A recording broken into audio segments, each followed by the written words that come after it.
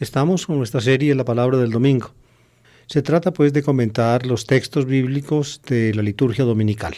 Hemos avanzado ya bastante en el año litúrgico. Después de la Epifanía comenzamos la primera parte del tiempo ordinario y ya vamos a comenzar dentro de la primera parte del tiempo ordinario la sexta semana. Este domingo que viene es el domingo sexto del tiempo ordinario.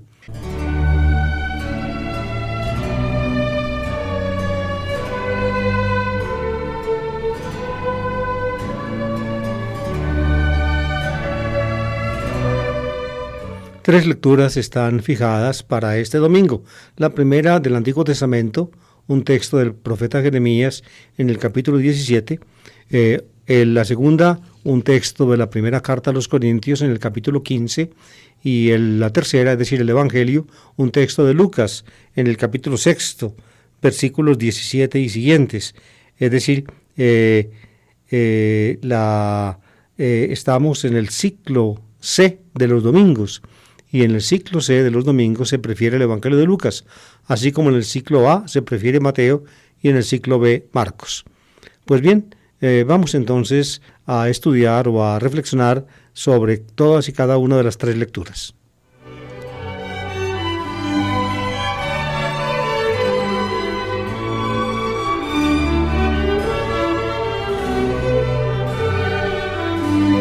Lectura del libro del profeta Jeremías, capítulo 17, versículos 5 a 8. Así dice el Señor: maldito quien confía en el hombre y en la carne busca su fuerza, apartando su corazón del Señor. Será como un cardo en la estepa, no verá llegar el bien, habitará la aridez del desierto, tierra salobre e inhóspita. Bendito quien confía en el Señor y pone en el Señor su confianza. Será un árbol plantado junto al agua, que junto a la corriente echa raíces. Cuando llegue el estío no lo sentirá, su hoja estará verde, en año de sequía no se inquieta, no deja de dar fruto.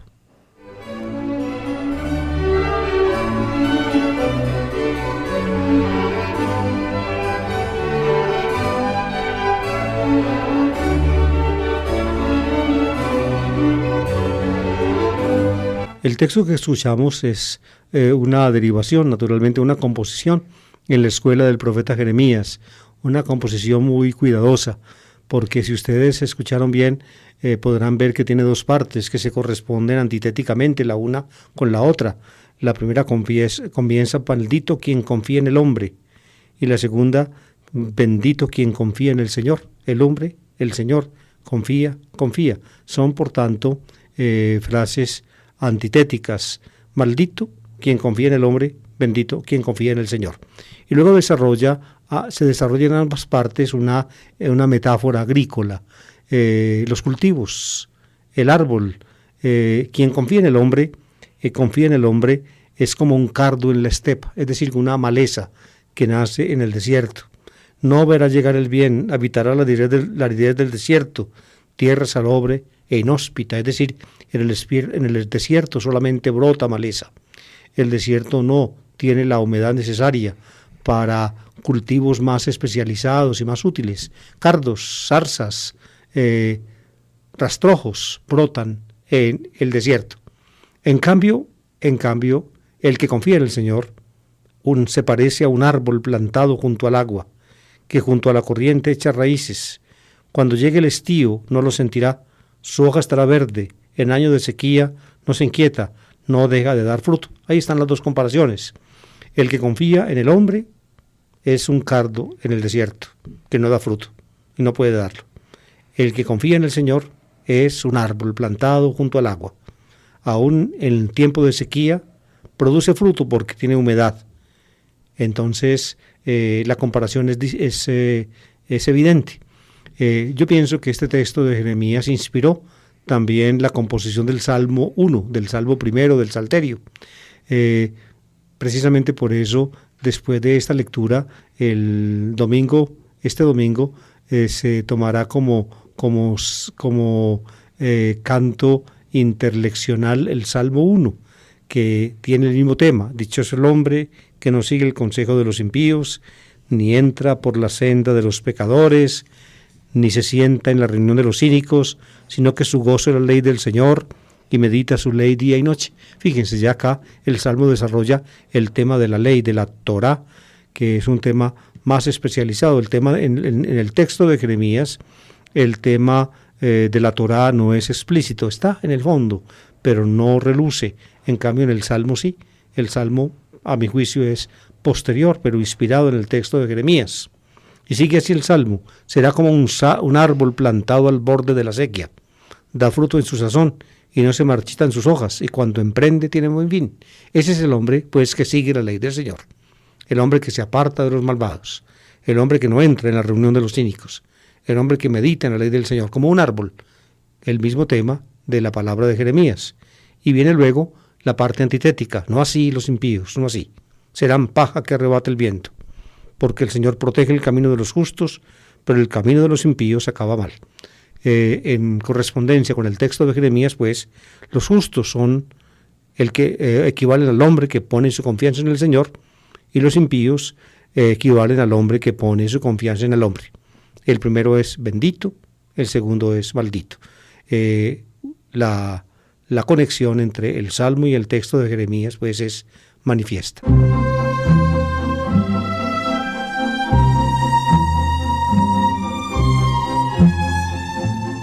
Esta distinción entre el justo y el impío, entre el que confía en el Señor y en el que confía en el hombre, entre el bendito y el maldito, es característica del judaísmo, amables oyentes, y de él la toma el cristianismo.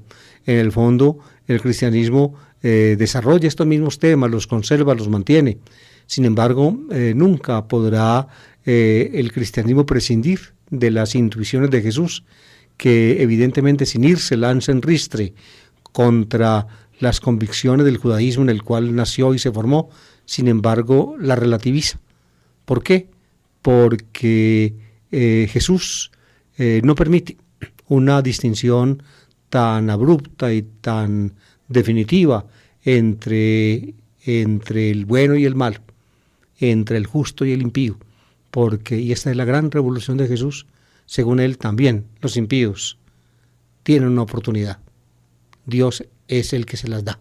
Jesús, como profeta del reino de Dios, tiene en su boca ese mensaje, el mensaje de la esperanza, precisamente para los que en las concepciones ancestrales del judaísmo, tal como las acabamos de escuchar, no podían conservar ninguna.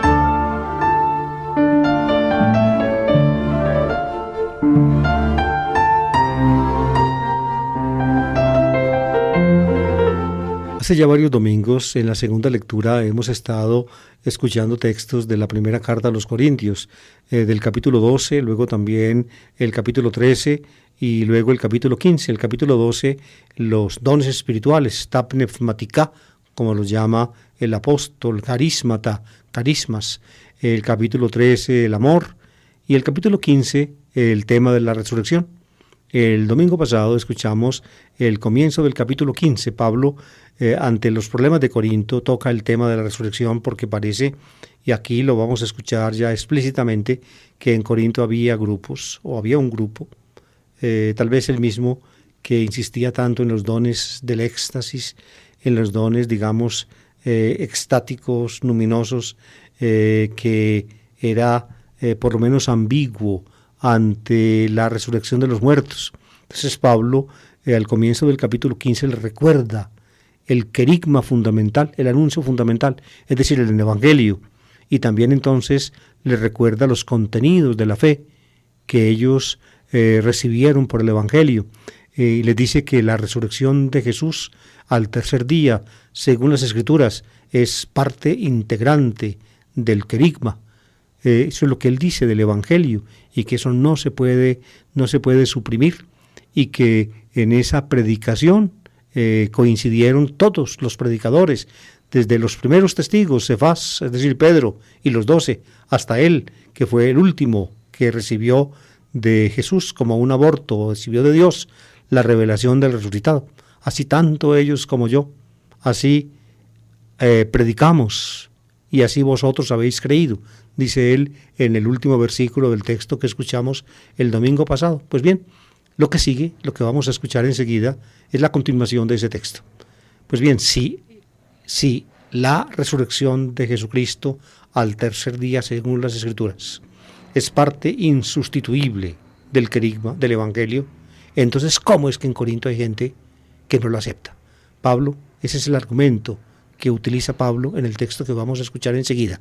1 Corintios 15, 12, luego 16 a 20.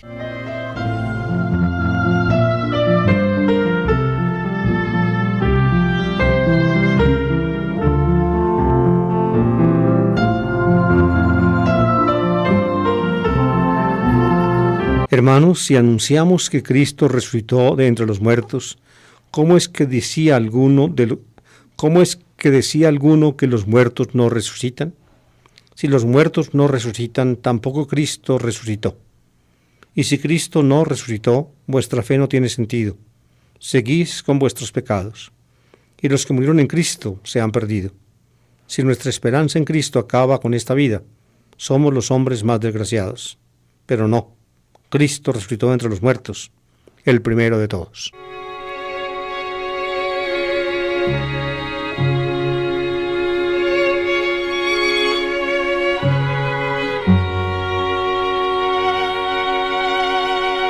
En la primera frase que escuchamos, Pablo retoma la tercera frase de lo que él llama el Evangelio, que él recibió y que él a su vez les entregó a los corintios, y en el cual ellos deben permanecer firmes y que no lo pueden cambiar de ninguna manera. La frase retomada por Pablo se expresa así: si anunciamos que Cristo resucitó entre los muertos, ven, ahí está. Es la tercera frase, pues, del Evangelio. Si anunciamos eso, ¿cómo es que entre ustedes no falta alguien que diga que Cristo, que los muertos no resucitan? Ese alguien al cual se refiere Pablo es indeterminado. Probablemente no era uno solo, sino entre los corintios varios. Y era extraño que existiera esa opinión. ¿Por qué? Porque todos habían recibido y aceptado el mismo Evangelio. Y ese mismo Evangelio decía que Cristo resucitó al tercer día, según las Escrituras. ¿Cómo es que, habiendo recibido ese Evangelio y habiéndolo aceptado, ellos o algunos de ellos procedían a decir que los muertos no resucitan? ¿Cómo es posible decir que Cristo resucitó y que los muertos no resucitan? Es incoherente, les dice Pablo, precisamente porque Cristo resucitó para que los muertos resuciten. El fundamento de la resurrección de los muertos está dado, y es la resurrección de Cristo. Ese es el argumento de Pablo. Y es el tema que precisamente desarrolla en pocas palabras. Y si Cristo no ha resucitado, vuestra fe no tiene sentido, seguís en vuestros pecados, y los que murieron en Cristo se han perdido. En otras palabras, queridos oyentes, la revelación de Dios en Jesucristo, en su muerte, primero en su vida. Pablo esa parte, digamos, la considera implícita, pero en su muerte, en su sepultura, en su resurrección, en su revelación a los testigos, esa obra de Dios que luego se traduce en la formulación del mensaje. Eso ocurre precisamente porque Dios es Dios para nosotros, y por tanto lo que en Cristo ocurre tiene su repercusión en los cristianos. Por tanto, si Cristo resucitó, entonces los muertos resucitan. Y si decimos que los muertos no resucitan, tampoco Cristo resucitó. Lo uno va con lo otro. Si es verdad lo uno, es verdad lo otro. Si se quita la verdad a una de las cosas, se quita la verdad también a la otra.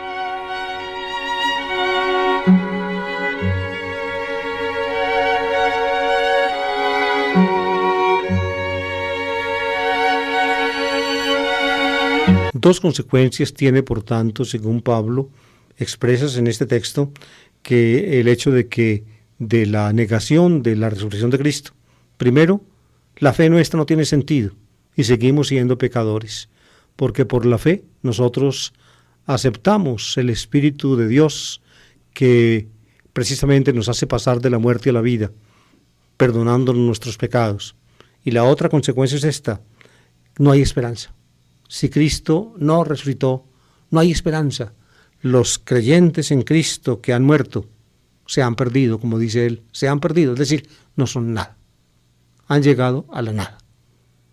Queridos oyentes, en este punto toca Pablo, pienso yo, uno de los temas más acuciantes que ponen en contacto el cristianismo naturalmente con toda la temática religiosa de la humanidad. Precisamente por eso los seres humanos, cuando se hicieron ya conscientes de la caducidad y de la finitud inherente a nuestro ser, entonces buscaron a Dios. La búsqueda de Dios en alguna forma tiene su raíz en la tremenda angustia que el ser humano consciente sufre precisamente ante la absoluta seguridad de la nada que lo espera. Busca entonces el ser humano de dónde agarrarse. Fíjense, algún autor escribió unas palabras muy sabias. Dice que cuando la vida se hizo multicelular, empezó la muerte. Cuando la vida era simplemente de una célula, la muerte no existía, porque las células se multiplican dividiéndose. De una salen 2 y de 2 salen 4 y así, en progresión geométrica se van multiplicando las células. En cambio, cuando tal vez al inicio de la evolución de la vida, algunos parásitos empezaron a vivir en la célula y empezaron a vivir de ella, dentro de ella y de ella, luego en el transcurso de los siglos prácticamente se incorporaron dentro de ella y se formaron entonces en una misma célula 2 células para conformar un organismo. Cuando se conformaron pues organismos multicelulares, sea como sea que haya comenzado ese proceso, que de todas maneras se dio, entonces al deshacerse el organismo viene la muerte. Los organismos multicelulares están abocados necesariamente a la muerte. Los organismos unicelulares se dividen y en el fondo pues gozan, podríamos decirlo así, de cierta perpetuidad. En cambio los multicelulares, los organismos no resisten el tiempo y se deshacen. Y el deshacerse de los organismos incluye la muerte. Eso es propio pues de los organismos multicelulares del planeta, tanto en el reino vegetal como en el reino animal. A eso hay que añadirle un paso más, cuando desarrollan los organismos sistema nervioso central. Y cuando el sistema nervioso central llega a una perfección tal que, por una parte, o que trae consigo la conciencia, es decir, el poder uno, digamos, volverse sobre sí mismo y reflexionar sobre sí mismo, entonces la conciencia evidentemente implica un alto grado de, llamémoslo, de perfección, para al mismo tiempo un sino terrible, porque la conciencia nos da a nosotros entonces la capacidad de intuir necesariamente nuestro final. Esa toma de conciencia del ser humano, de que es finito y caduco, prácticamente lo hace permanecer al borde del abismo de la nada, con la seguridad de que es inevitable el paso adelante, la muerte. Precisamente por eso, la caducidad y la finitud para los seres humanos implican ser engullidos irremediablemente por el abismo del no ser, de la nada. De la nada, digámoslo así, no como en cuanto a los elementos componentes, como los podemos nosotros estudiar en la física o en la biología, no, sino en cuanto a la vida del organismo mismo.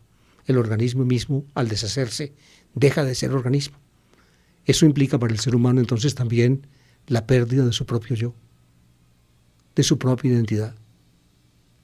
Ahí, pues, pienso yo, se pone una base que hizo necesaria la reflexión del ser humano, que lo condujo a la búsqueda de Dios.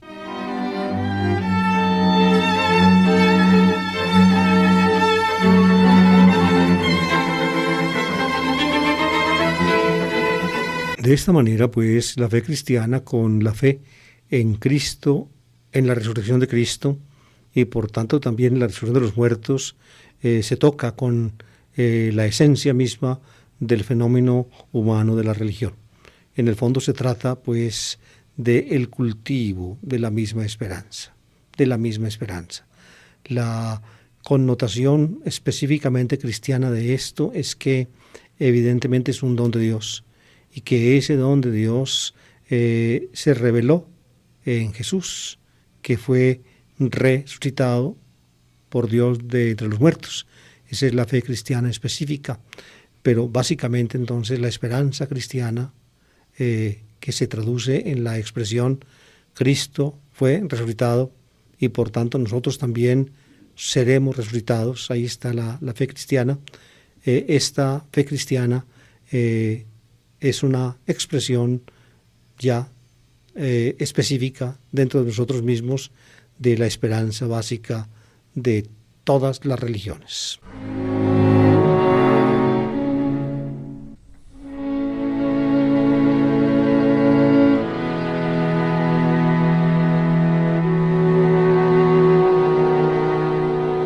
Ahí en la palabra de Pablo, la forma como Pablo termina el pedacito que toca leer este domingo, nos pone también en contacto a nosotros con las reflexiones de hombres sabios que quieren mantener la fe en Dios. Hay una tendencia moderna, pues relativamente moderna, de todas maneras surge en la época después de la Ilustración, que se suele llamar el deísmo. Es mantener la fe en Dios, pero un Dios, digamos, inasible, al cual no hay acceso, el imperturbable, indiferente. Lo llamé yo por allá en un escrito que hice hace tiempo. El imperturbable, indiferente está allí y creemos en él. El ser humano no se atreve a prescindir de lo divino, porque en alguna forma se le impone a su racionalidad como un elemento inevitable. Sin embargo, lo divino, digámoslo en esa forma, das Göttliche, como lo llama uno de los teólogos míos favoritos actuales, das Göttliche, lo divino, la divinidad, o como se diría en hebreo, Elohim. Elohim no es cercano, simplemente está allí en el horizonte y permanece, pero no tiene nada que ver con nosotros ni nosotros con él. Para mí esa es como la gran inquietud que a mí me deja la lectura de ciertas teologías actuales. El imperturbable indiferente es como una reviviscencia del deísmo que pareció ya quedar agotado en tiempos ya pasados, pero no está agotado, sigue vivo, el imperturbable indiferente. Pablo, a su manera, hace 20 siglos, toca el tema diciendo: si nuestra esperanza en Cristo acaba con esta vida, somos los hombres más desgraciados.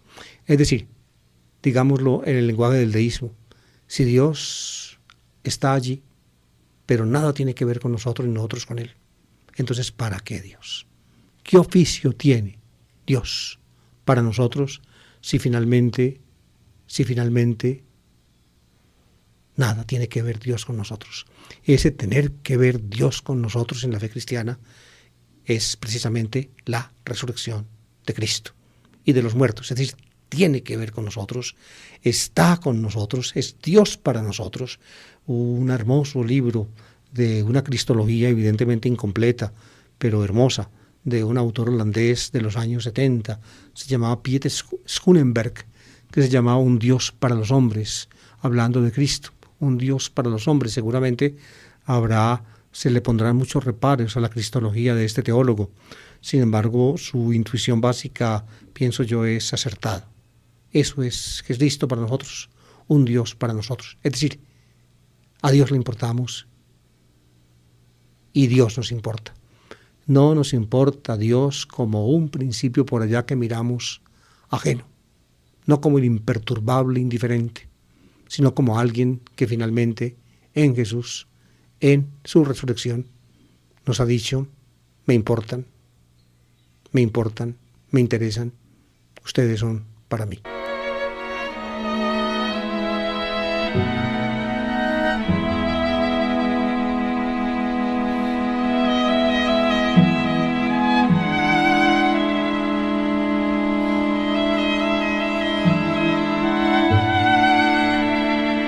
Y finalmente llegamos al texto evangélico, es según San Lucas. Hemos leído estos domingos pasados textos lucanos. Recorrimos, por ejemplo, la actividad de Jesús comenzando en Nazaret, el episodio de Jesús en la sinagoga de Nazaret, en sus dos partes. Luego en Lucas también escuchamos la parte siguiente. Y ahora nos lleva Lucas al comienzo de lo que suelen llamar los exegetas que estudian Lucas, el inciso menor en su evangelio. Fíjense, Lucas se va basando puntualmente en el evangelio de Marcos. El itinerario de Jesús en Lucas, el derrotero de la vida de Jesús en Lucas, está calcado en Marcos. Y va siguiendo el evangelio de Marcos. Lucas va variando a Marcos las cosas que le nacen, es decir, o que quiere él variar, pero el itinerario es el de Marcos. Pero cuando Lucas quiere aprovechar elementos de sus fuentes distintas de Marcos, entonces no disemina dentro del evangelio de Marcos los materiales de otras fuentes, sino que interrumpe el hilo de Marcos y en bloques introduce los elementos de otras fuentes. En Lucas 6:20 se nota la primera interrupción del hilo de Marcos. Lucas introduce de 6:20 a 8:3 un gran bloque, lo llaman los exégetas el inciso menor, con materiales provenientes de la fuente lucana común con Mateo, que los eruditos llaman Q, y luego también elementos de las fuentes lucanas propias o de la fuente lucana propia, Lucas 6:20 a 8:3. En Lucas 6:20 es el comienzo del llamado Sermón de la Montaña. Está en Mateo 5, 6 y 7. Está en Lucas 6:20 a 43. En Lucas el llamado Sermón de la Montaña de Mateo, en Lucas es más breve. En Mateo es mucho más amplio. En Mateo son 3 capítulos completos. En Lucas es la mitad de un capítulo más o menos. Sin embargo, el tema básico, tanto en Mateo como en Lucas, es el mismo. Es el tema, comienza con las bienaventuranzas, luego sigue el tema del amor y luego también el tema de la recepción del evangelio y termina con la comparación del hombre que edifica su casa sobre arena sobre roca o arena. Ahí está la estructura básica del Sermón de la Montaña de Mateo y también el Sermón de la Montaña o al pie de la montaña de Lucas. De modo que uno y otro evangelista tienen una fuente común que es Q, y se basan en ella.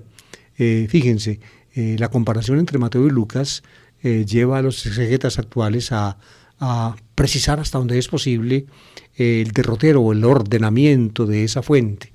Esa fuente de Mateo y Lucas que llaman Q, de la palabra alemana Quelle, que significa fuente, esa fuente que utilizaron Mateo y Lucas era un documento que no se conservó aparte de los evangelios de Mateo y Lucas, no que se conservó dentro de ellos. Y quizá, aunque esto no es del todo seguro, quizá pudo llegar esa fuente, aunque eso no es seguro, también a unos compiladores posteriores a Mateo y Lucas que dieron, digamos, el primer esbozo del llamado Evangelio cóptico de Tomás, que se conserva en copto y que fue encontrado por allá en arenas de Egipto, en Nag Hammadi, en el desierto, y que se conserva pues en lengua cóptica, pero que fue originalmente un evangelio en arameo.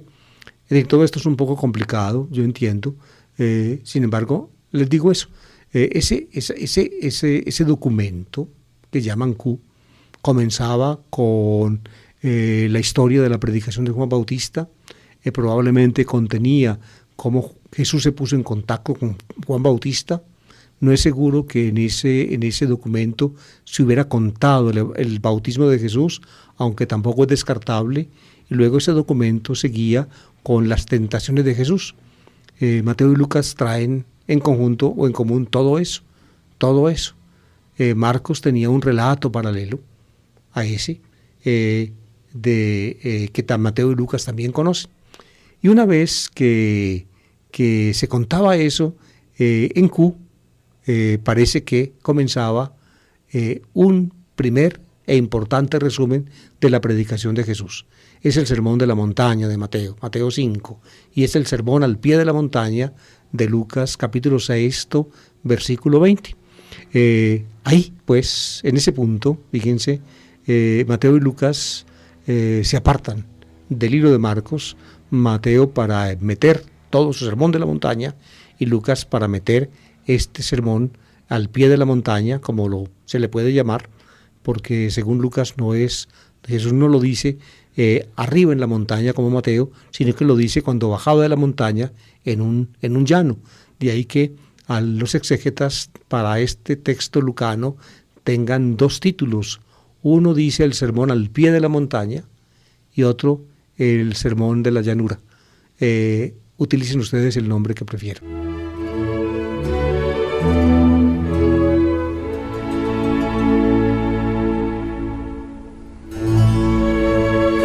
Luego del sermón de la montaña, de este primer resumen maravilloso de la predicación de Jesús que traía la fuente común a Mateo y Lucas, había otros episodios. El primero de ellos era seguramente el episodio del centurión, que en Cafarnaúm le pide a Jesús que le ayude curando a un siervo o a un hijo. Ahí está en la versión de Mateo y la versión lucana, y Jesús lo hace a distancia. Y luego seguían otros elementos. Finalmente, la disposición interna de Q, más adelante, difícil de determinar. Los estudios críticos actuales pues dan muchas intuiciones, pero no hay una absoluta seguridad en la reconstrucción de la fuente. En todo caso, sí sabemos que al final de la fuente había un discurso de Jesús sobre los temas del final del mundo. Mateo tiene ese discurso incorporado a los elementos que toma de Marcos 13 en el capítulo 24, y Lucas tiene ese discurso aparte en el capítulo 17. Más o menos es la disposición pues de la fuente que llaman Q.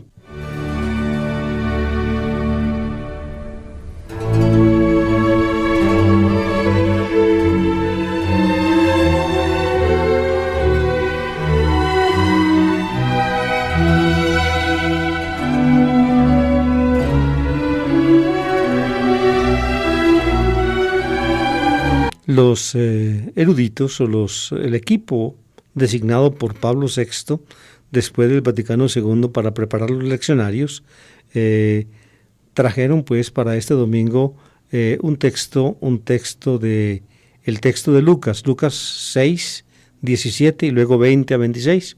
El versículo 17 proviene de Marcos. Lucas lo toma del Evangelio de Marcos y lo pone como introducción o como preparación al discurso que luego va a tomar de Q. Es un proceder, redaccional del evangelista lucano. Pero ya el discurso propiamente dicho comienza en el versículo 20. Pero leamos el texto completo para que ustedes lo escuchen. Dice: en aquel tiempo bajó Jesús del monte con los 12 y se paró en un llano con un grupo grande de discípulos y de pueblo procedente de toda Judea, de Jerusalén, de la costa de Tiro y Sidón. Jesús estaba en el monte, así lo pone Marcos, allí escoge los 12, Lucas también lo pone. Y luego después de eso, Jesús baja del monte, según Marcos, se supone que Jesús baja del monte, y Lucas entonces a esa bajada del monte le añade algo que Lucas sabía, que Marcos había contado antes de subir al monte. Lucas transpone, por tanto, materiales de Marcos, materiales que Marcos trae antes de la subida al monte. Lucas los traslada para después de la subida al monte y la bajada del monte. De esa manera la gente llega, según Lucas, cuando Jesús baja del monte y llega a un llano, a una llanura. Por eso el sermón que va a pronunciar va a ser no el sermón de la montaña, como en Mateo, que Mateo lo pronuncia en el monte arriba, sino que va a ser el sermón al pie de la montaña, porque Jesús baja del monte y se para en un llano. Entonces sería el sermón al pie de la montaña o el sermón de la llanura. Sigue pues Lucas con ese escenario que construye a partir de Marcos, sigue ya con los materiales de Q que están también en Mateo.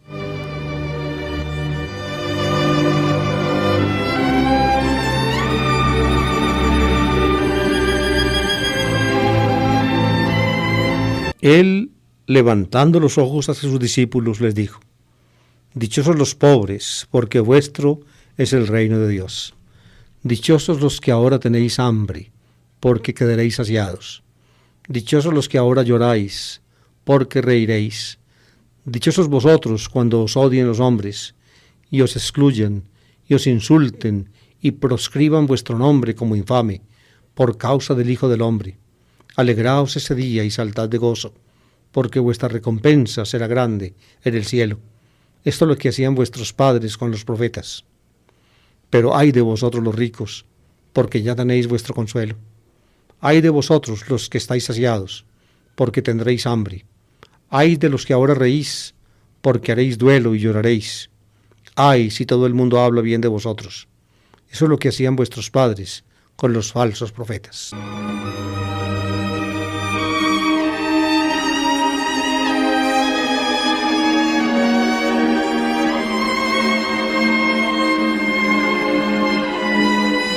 Es un texto impresionante, amables oyentes, donde ecos seguros de la palabra de Jesús se conservan. Esa es la convicción pues de la infinita mayoría de los críticos actuales, aún de los más severos y de los más escépticos. Ecos seguros de la palabra de Jesús. Con este texto, Mateo comienza el sermón de la montaña y Lucas el sermón al pie de la montaña. En Mateo el texto es más largo. En Mateo son 8 bienaventuranzas, más una ulterior, 9, por tanto, 8 más 1. Esa es la disposición del texto de Mateo. No tengo tiempo acá de explicarles la estructura, pero en mi programa que hice ya hace tiempo sobre el Evangelio de Mateo tuve oportunidad de explicarles cómo está construido el texto de Mateo. Y si ustedes quieren leer eso con más precisión, pues busquen mi comentario de Mateo en 2 volúmenes. En el primer volumen está la explicación de las bienaventuranzas y del sermón de la montaña de Mateo. Bueno, en Lucas no son 8 más 1 como en Mateo, sino que son 4 bienaventuranzas más 4 ayes. Son 8 también, pero divididos en 2 grupos. El primer grupo de 4 dice bienaventurados o dichosos, dichosos, dichosos, dichosos. Y el segundo son ayes, es decir, lamentos. Ay de vosotros, ay de vosotros, ay de vosotros, ay de vosotros. 4 más 4, pero no 4 más 4 bienaventuranzas como en Mateo, sino 4 bienaventuranzas y 4 ayes. 4 ayes. Otro detalle, es decir, pienso yo, con absoluta seguridad, la composición de las 8 en Mateo es una composición secundaria donde se conservan pues los ecos, o mejor dicho, los textos más originales y más antiguos. Por eso hay coincidencia en las primeras 4 bienaventuranzas de Mateo con las de Lucas también. Se ve que es allí donde podría uno, con ánimo de historiador, acercarse a la palabra original, al eco mismo de la palabra de Jesús.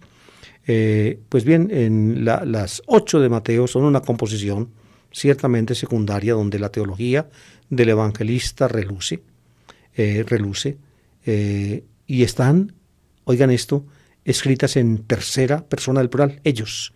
Dichosos los pobres en el espíritu, porque de ellos es el reino de los cielos. Se habla siempre de ellos. Ellos es la tercera persona. Acuérdense, en la gramática, las personas, la primera persona es yo, y en plural nosotros. La segunda persona es tú, y en plural vosotros. Y la tercera persona es él, ella, y en plural ellos, ellas. Ahí está. Esa es la de gramática. Nosotros en castellano, precisamente al menos en nuestro castellano latinoamericano, perdimos el uso de la segunda persona del plural. Vosotros, vosotras, no decimos así. Los españoles sí dicen, nosotros decimos usted, ustedes. Y usted y ustedes se usan con tercera persona, es decir, con la forma, digamos, verbales del objeto, ellos, ellas. Por eso nuestro lenguaje interpelativo en el plural es muy pobre, poco incisivo. En la liturgia, hasta hace poco tiempo, se había mantenido el lenguaje incisivo de la segunda persona del plural, pero la sabiduría no sé si la sabiduría, o más bien un poco la necedad, hizo que ese lenguaje interpelativo del plural se perdiera y lo cambiáramos por usted, ustedes, que son interpelativos, pero interpelativos en tercera persona. Por tanto, en fin, bueno, no quiero detenerme en esto. En todo caso, en Mateo, pues están en tercera persona. En cambio, Lucas, tanto las 4 bienaventuranzas como los 4 ayes están en segunda persona. Son interpelaciones en plural. Fíjense, escuchen, dichosos los pobres porque vuestro es el reino de Dios. Por tanto, Jesús le está hablando a un grupo que está allí presente, se está dirigiendo a ellos. En cambio, en Mateo no le está hablando a un grupo que está allí presente, sino que hablándole a un grupo que está allí presente, les habla de otros. Ellos. El sermón de la montaña está dirigido a un grupo, según Mateo, pero en el grupo, ven, Jesús no los salude personalmente, sino que a ese grupo les habla de ellos, de los pobres, porque de ellos es el reino de los cielos. Es decir, la alusión, la interpelación es apenas indirecta. En cambio, en Lucas es directa. Dichosos los pobres, porque vuestro es el reino de Dios. Dichosos los que ahora tenéis hambre, porque quedaréis saciados. Dichosos los que ahora lloráis, porque reiréis. Dichosos vosotros cuando os odien, etcétera, etcétera. Vosotros, está hablando directamente a ellos. Ellos quedan aludidos. Los que están frente a Jesús oyéndolo son precisamente esos pobres de los cuales él habla. Son esos que ahora tienen hambre, son esos que ahora están llorando, son esos que son ahora, pues que son odiados y excluidos e insultados. Lastimosamente no puedo acá en este marco de una explicación del Evangelio de los Domingos entrar en mayores detalles, pero si ustedes quieren pueden buscar también mi comentario de Lucas, ya está publicado, está todo esto comentado pormenorizadamente, comparado los textos de Mateo y de Lucas, en fin, lo pueden encontrar allí y leerlo si lo tienen a bien y considerarlo. Evidentemente son temas un poco difíciles, se necesita mucha atención para poder entender y abrir mucho los ojos y preparar el entendimiento para captar lo dicho o lo escrito. Sin embargo, muchos de ustedes pueden tener estas inquietudes y querer instruirse un poco más y mejor en estas cosas. Resumiendo, en el discurso lucano, Jesús está frente a un auditorio y los salude personalmente, es decir, los toca, los señala con el dedo y les dice: vosotros sois aquellos de los cuales yo estoy hablando, vosotros sois esos, yo no estoy hablando de otros por allá, sino de vosotros, y os estoy diciendo eso, vosotros, los pobres, sois ahora dichosos, porque vuestro es el reino de Dios, es decir, Dios es vuestro rey, y son pobres, parecerían excluidos, desfavorecidos, pero aunque no puedan contar con nada en este mundo, pueden contar con Dios. Dios es el rey, es vuestro rey. Fíjense qué incisividad, es decir, toca directamente la palabra de Jesús al auditorio. Esta es la primera bienaventuranza. En Mateo, la primera bienaventuranza, como les digo, pues ya habla de ellos, no es un lenguaje directo, interpelativo, de ellos. Dichosos los pobres en el espíritu, porque de ellos es el reino de los cielos. Fíjense, es mucho menos radical la frase, de ellos. Aún más no dice pobres simplemente, sino pobres en el espíritu, es decir, los que tienen espíritu de pobreza o los que han aprendido a desprenderse y a compartir. Fíjense, Mateo, en alguna forma, pues se adapta la frase a circunstancias del grupo cristiano que después de Jesús pues albergó a más gente.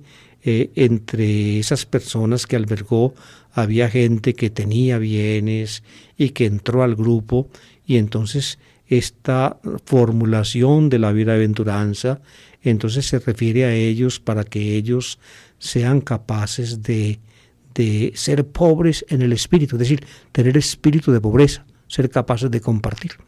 Y varias de las bienaventuranzas de Mateo, digámoslo así, representan ese deseo de actualizar la antigua palabra y hacerla en alguna forma válida o viable para un auditorio que ya no es el auditorio directo de Jesús, que era un auditorio de la gente más baja. Era un auditorio formado por gentes pobres, sencillas, simples de Galilea. Esos fueron los que seguían a Jesús, los que lo escuchaban, aquellos a los cuales Jesús cautivó con su palabra y a los cuales saludió con la fuerza de su profecía.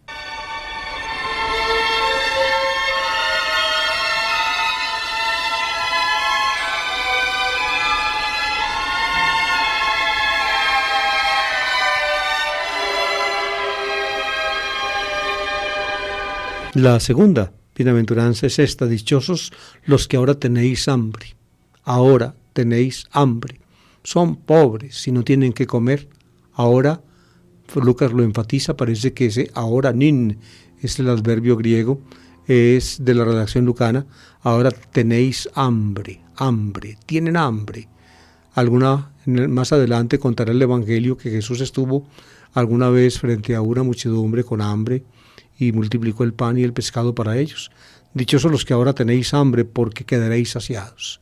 Ese quedaréis saciados equivale porque vuestro es el reino de Dios. Quedaréis saciados, es decir, ahora no tienen que comer, pero Dios les dará comida. El contraste es evidente. Lo que ahora no tienen se compensará con lo que tendrán, porque Dios es el rey de ellos. La tercera es parecida. Los que ahora lloráis, ahora tienen el rostro húmedo de lágrimas, el llanto los aflige. Dichosos los que ahora lloráis, porque reiréis. Es decir, el llanto se transmutará en alegría y en regocijo. Fíjense, amables oyentes, para entender bien estas palabras de Jesús, no se trata de que Jesús esté glorificando la pobreza y la miseria, el hambre y las lágrimas. Jesús no es un sádico que goza con el dolor ajeno o un masoquista que se aflige a sí mismo para regodearse en su sufrimiento. Jesús no es así. Jesús no era ningún desquiciado mental. Solamente un desquiciado mental puede llegar al sadismo o al masoquismo, ¿no?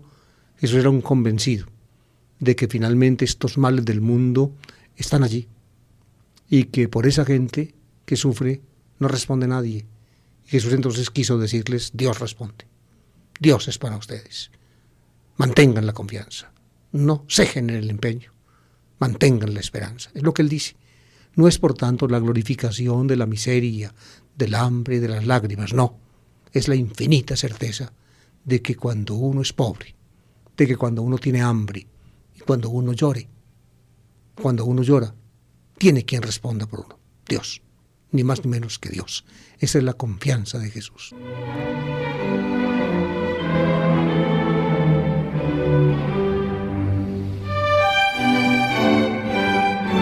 Luego aparece una cuarta bienaventuranza en Lucas, que también aparece en Mateo, fíjense, y aparece en Mateo también en tercera persona del plural, en segunda persona del plural, después de la lista de las 8. En tercera persona aparece en Mateo la novena, en tercera persona, muy parecida a esta lucana, es de Q, pero evidentemente no perteneció a la lista original de las 3.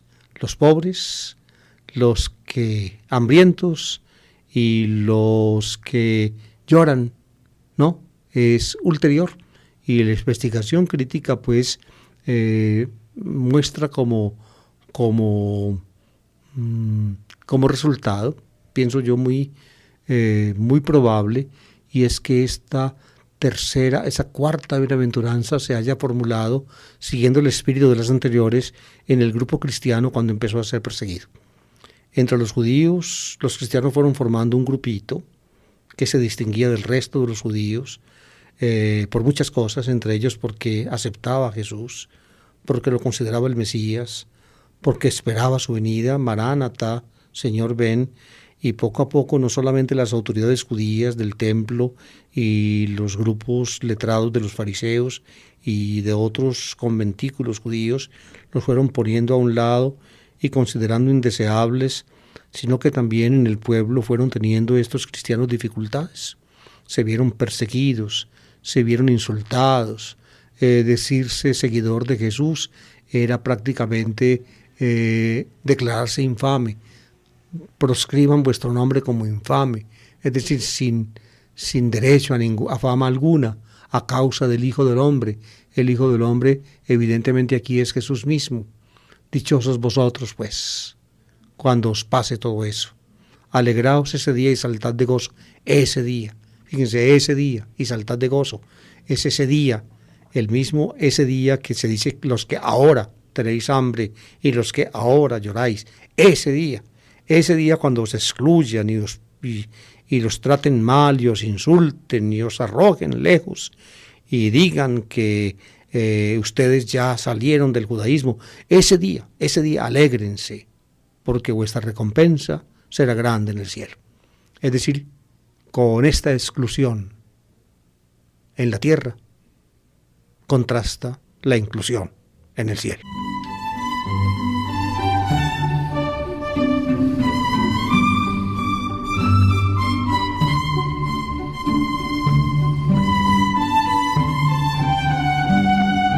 Bueno, a las 4 bienaventuranzas que acabamos de escuchar, siguen los 4 ayes. Los autores discuten, los que estudian esto. Estos 4 ayes solamente están en Lucas. Mateo no tiene los ayes. Mateo tiene 8 bienaventuranzas más una. En cambio, Lucas tiene 4 bienaventuranzas más 4 ayes. ¿De dónde vienen los ayes? Entonces hay 2 opiniones fundamentales. Unos dicen que son de Q y que Mateo los quitó. Otros dicen que no son de Q, sino que Lucas, digamos, antitéticamente, es decir, en contraposición con las bienaventuranzas, los formó. Tanto una opinión como la otra, pues tienen argumentos. Yo me inclino más bien por pensar que los 4 ayes son formaciones lucanas. Lucas los forma, eso pienso yo. Si ustedes quieren mayores detalles, pueden ver en mi comentario de Lucas recientemente publicado, que lo encuentran por allí en la escuela bíblica acá o en la librería del seminario. Los 4 ayes se refieren a el grupo contrario de las 4 bienaventuranzas. La primera bienaventuranza dice, dichosos vosotros los pobres. El primer ay dice, pero ay de vosotros los ricos. La segunda bienaventuranza dice, dichosos los que ahora tenéis hambre. El segundo ay dice, pero ay de vosotros los que ahora estáis saciados. El tercera bienaventuranza dice, ay de vosotros, dichosos los que ahora lloráis. El tercer ay dice, ay de los que ahora reís. Ustedes ven, todo lo contrario, todo lo contrario. Los ayes son, por tanto, la contraposición de la bienaventuranza, y entonces el resultado de los ayes es también lo contrario. No tienen ustedes nada, es decir, vosotros los ricos no tienen nada que ver con Dios, ya tenéis vuestro consuelo. Por tanto, no esperen el reino de Dios, porque ustedes ya tienen su reino, ya tienen su consuelo, es su dinero, su riqueza. Los que ahora están saciados ya después tendrán hambre, es lo contrario. Los que ahora reís, haréis duelo y lloraréis, y aquellos que son aclamados, afamados y aplaudidos, entonces se corresponden a los falsos profetas en el judaísmo, de los cuales aquí habla Jesús. Aquí están pues los 4 ayes que se corresponden antitéticamente a las 4 bienaventuranzas. Lastimosamente no tengo tiempo pues de entrar un poco más en el texto, pero lo remito a mi comentario de Lucas.